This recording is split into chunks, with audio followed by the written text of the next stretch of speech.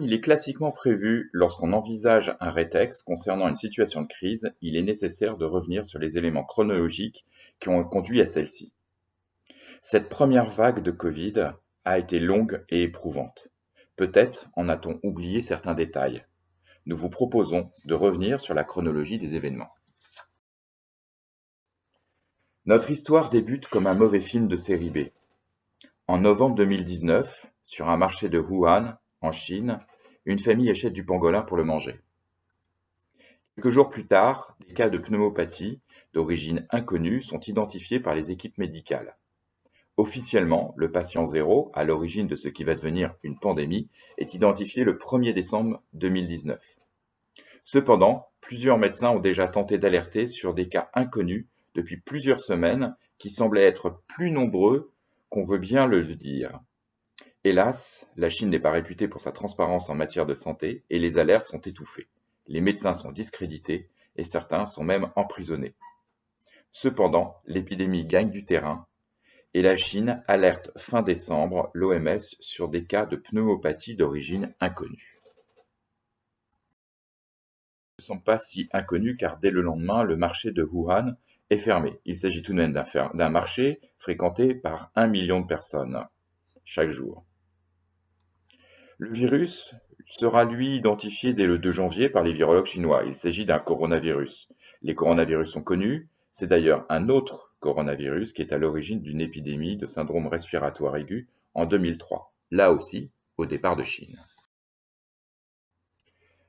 Après un premier décès le 9 janvier, on a la confirmation qu'il s'agit d'un virus pathogène potentiellement mortel. Une alerte mondiale par l'OMS est lancée concernant les cas de pneumopathie à coronavirus chez des patients chinois. Sur le territoire français, les cellules d'alerte et de veille surveillent cette nouvelle maladie. Le ministère de la Santé informe mi-janvier les professionnels de santé de l'existence de ces cas et donne la conduite à tenir en cas de suspicion chez des patients en provenance de Chine. À ce jour, il s'agit d'une zoonose, c'est-à-dire d'une maladie exclusivement transmise à l'homme par l'animal. La situation est préoccupante pour les infectiologues, mais pas inquiétante. Hélas, cette sérénité est vite ébranlée lorsqu'on a la confirmation que la transmission du virus peut être interhumaine. Maintenant, il ne s'agit plus de quelques cas groupés, mais d'une véritable épidémie qui débute. Le virus sort des frontières de la Chine, avec un premier cas aux États-Unis. Le 23 janvier, la ville de Wuhan est confinée, soit 56 millions de personnes astreintes à domicile. Bien que le discours politique se veuille rassurant, on identifie le lendemain des premiers cas en Europe. En France, plus précisément, il s'agit de 2 touristes chinois qui sont immédiatement hospitalisés et mis en quarantaine. Le dispositif de gestion de crise sanitaire en France est enclenché et 38 établissements de santé sont activés pour accueillir tous les cas potentiels identifiés sur le territoire national. Le stade 1 du plan national de lutte contre une crise épidémique est enclenché. Il s'agit de freiner l'introduction du virus en France. Chaque professionnel de santé reçoit des ARS une procédure indiquant la conduite à tenir en cas de cas suspect. Et l'Allemagne et le Japon sont à leur tour touchés. L'état d'urgence sanitaire est enclenché par l'OMS et un dispositif de crise européen permet de coordonner les actions entre membres de la communauté. Les premiers tests diagnostiques sont désormais disponibles en France. Ils restent encore artisanaux et sont réservés aux seuls cas hospitaliers. Fin janvier, la Chine est entièrement touchée et compte officiellement 170 morts avec une accélération depuis les dernières 24 heures. La France organise un premier retour de ses ressortissants depuis la Chine. Ils seront mis en quarantaine dans un camp de vacances réquisitionné pour l'occasion dans la région de Marseille. L'épidémie progresse rapidement. Les Philippines enregistrent les premiers décès hors du sol chinois, qui elle-même a vu son nombre doubler en 48 heures. Probable opération de communication destinée à rassurer le monde en montrant que la Chine fait face à la situation, un hôpital sort de terre en quelques jours pour prendre en charge les malades à Wuhan.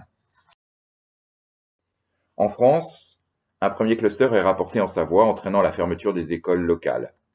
En ce temps, le pays organise toujours le retour de ses ressortissants depuis la Chine.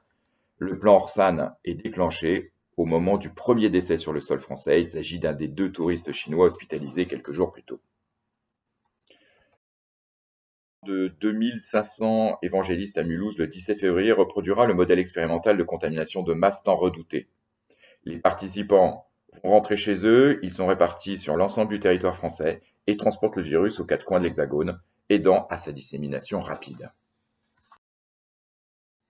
Sur le plan organisationnel, un guide pandémie est diffusé par le ministère de la Santé pour aider les professionnels à s'organiser face à la crise. Le plan national de lutte contre l'épidémie se renforce et ce sont maintenant 108 établissements qui sont activés en première ligne.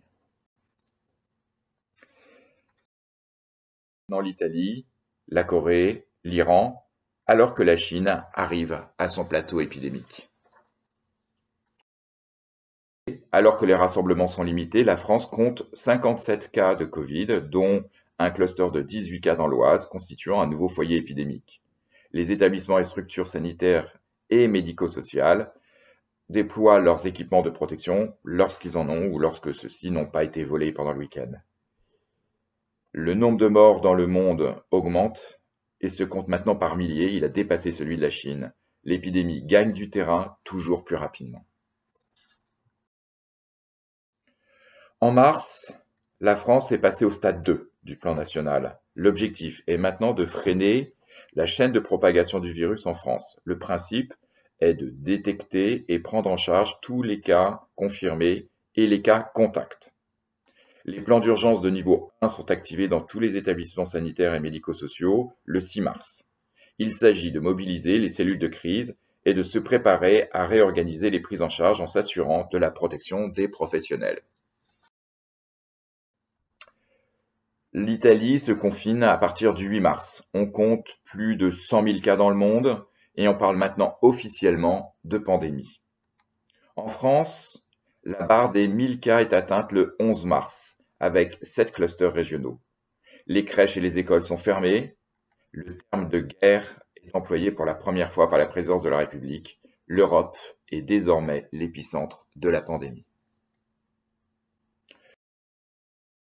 Les établissements sanitaires et médico-sociaux renforcent leur mobilisation en déclenchant le niveau 2 de leur plan d'urgence, prévoyant notamment la déprogrammation massive et la réorganisation des unités de réanimation, mais aussi la limitation des accès aux établissements afin de protéger les patients et les résidents considérés comme personnes à risque.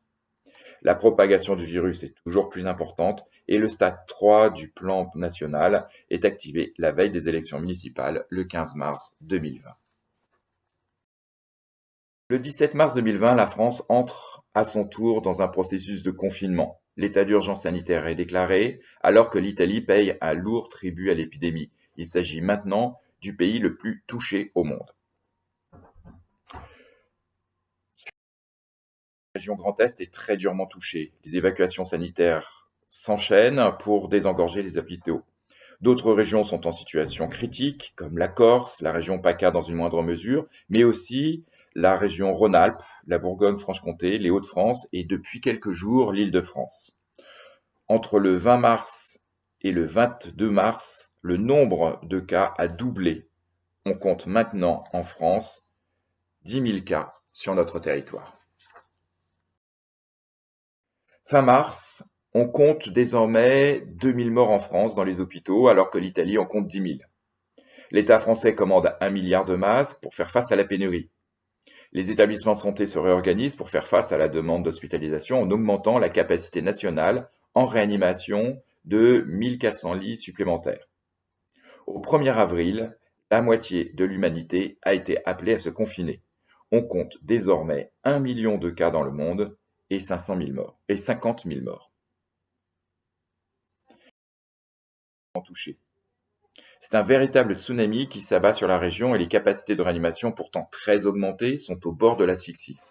Il ne reste que 25 lits disponibles alors qu'on transfère les premiers patients vers la province, dont la Normandie.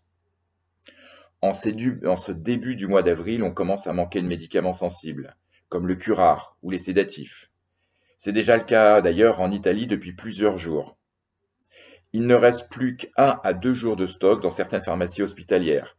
On s'organise pour partager les stocks entre établissements. On rationne, on répartit, On autorise l'usage de produits vétérinaires et on s'approvisionne en Chine ou en Russie, avec tout ce que cela peut avoir d'inconvénients en matière de langue. En effet, les étiquettes et les notices sont en idéogramme chinois ou en caractère cyrillique. Mais rappelons-nous, nous sommes en état de guerre sanitaire, aux grands mots, les grands moyens. À partir du 6 avril, le mode de suivi épidémique change en France. Désormais, on compte les cas et les décès survenus en EHPAD. Ces structures abritant pourtant les personnes les plus à risque en termes de morbimortalité face à ce virus n'étaient jusqu'à présent pas comptabilisées dans le reporting national. Les statistiques s'envolent du coup. On compte désormais 10 000 décès qui deviendront 20 000 une dizaine de jours plus tard. Le pic épidémique sera atteint en France le 7 avril, avec un taux d'occupation des lits estimé à 139%. Il s'agit d'une moyenne, sous-entendu que certaines régions ont été plus durement touchées que d'autres. Nous arrêtons ici notre chronologie. L'objet de notre réunion est d'échanger sur votre vécu durant cette période. En situation de crise, une des premières mesures est d'identifier les parties prenantes. Dans cette crise d'une dimension hors norme, le nombre d'intervenants était surmultiplié, rendant la gestion de l'événement éminemment compliquée, au-delà du fait que la crise était déjà caractérisée par un haut degré d'incertitude quant à l'origine de la crise, d'incertitude quant aux conséquences des décisions qu'on va devoir prendre, dans un climat de stress et d'urgence. Autant de parties prenantes, c'est autant de sujets de crise secondaires. C'est autant d'informations à gérer et autant de sources de conflits ou au contraire de réussite. Il est important d'avoir ce schéma en tête car il peut expliquer le choix des deux thématiques que nous avons choisi d'aborder avec vous lors de nos ateliers. La première thématique va être la gestion de l'information et la communication. Dans le cas d'un retour d'expérience qui a été mené auprès de 113 établissements de santé qui ont été confrontés à la crise épidémique du Covid-19 sur l'ensemble du territoire français, il s'avère que les professionnels ont estimé que l'information qu'ils avaient reçue était suffisante. Mais dans le même temps, ils rapportent un très grand nombre d'émetteurs et une information très labile. Souvent, la consigne qui arrivait le matin était caduque le soir même ou le lendemain. Cela est dû d'une part à l'incertitude liée au virus et à la maladie que le monde découvrait, d'autre part à ce qu'on redoute le plus en gestion de crise, l'effet armée mexicaine. Vous savez, cette armée composée essentiellement de colonels et de généraux. Pour tous, la multiplication des canaux d'information a été difficile à gérer. Il fallait non seulement pouvoir accéder à une information, mais il fallait aussi s'assurer que l'information restait fiable et pragmatique. Du vrai texte présenté ici, on retiendra aussi que les professionnels ont plébiscité deux sources principales d'information. Une source officielle, régionale, celle des ARS ou des structures d'appui, et une source nationale, centrale, qui avait mis à disposition des professionnels une plateforme de partage sur laquelle ils pouvaient trouver une porte d'entrée unique. Sur cette porte d'entrée, toutes les informations étaient regroupées, vérifiées et les consignes organisationnelles étaient données. C'est d'ailleurs ce que Calva a organisé pour les établissements médico-sociaux de la région en mettant à disposition sur son site un espace de téléchargement dédié au Covid. Un autre sujet de crise est l'organisation qu'on met en place pour y faire face. Réglementairement, les établissements disposent d'un outil de planification de crise, les plans d'urgence, plan blanc, plan bleu et plan de continuité. Dans ces plans, on y retrouve les dispositions générales de gestion de crise, mais aussi des plans particuliers d'intervention correspondant aux principaux risques auxquels la structure est exposée.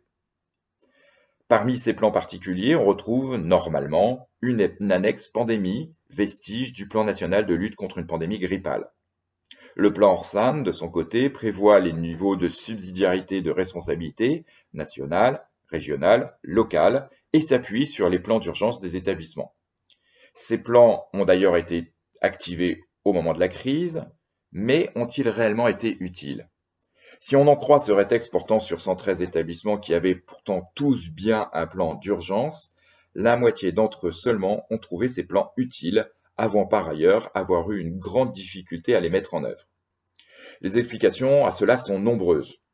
Retenons parmi d'autres que la fameuse annexe pandémie était parfois inexistante, ou si elle existait, elle était largement sous-estimée. Et dans de nombreux cas, elle n'avait pas été testée. Seulement un tiers des établissements avaient testé cette annexe de façon spécifique. Les autres explications à cette difficulté de mise en œuvre tiennent aussi du manque de ressources matérielles, comme les équipements de protection individuelle, qui étaient rationnés en raison de vols intempestifs et du risque de pénurie en début de crise. Enfin, la mobilisation des acteurs a pu être très inégale, surtout en début de crise, en lien avec une certaine part d'incrédulité, tant la crise paraissait surréaliste, mais aussi de peur, ou en raison d'un taux d'absentéisme parfois important pour cause de personnel contaminé. Enfin, la situation épidémique a été très variable d'une région à l'autre. Ainsi, si certains ont connu l'apocalypse en leurs propres termes, d'autres attendent toujours les malades, alors que les armes étaient pourtant fourbies. Comment, dans ces deux extrêmes, s'organiser et faire durer ces organisations dans le temps? Tel a été un des enjeux de cette gestion de crise. Pour terminer, il a été demandé aux établissements qui participaient au rétex de crise Covid de décrire l'épisode qu'ils venaient de traverser par un seul mot. Les voici rassemblés. La taille du mot sur ce nuage est proportionnelle au nombre de fois où il a été cité. Si les concepts de résilience ou d'agilité ressortent, tout comme le caractère inédit ou épuisant de la crise, c'est la notion de solidarité qui reste dans les mémoires. Mais vous-même, quelles sont vos impressions concernant cette crise? Quel est votre retour? Quel mot choisisseriez-vous? Nous vous proposons d'en débattre maintenant en atelier.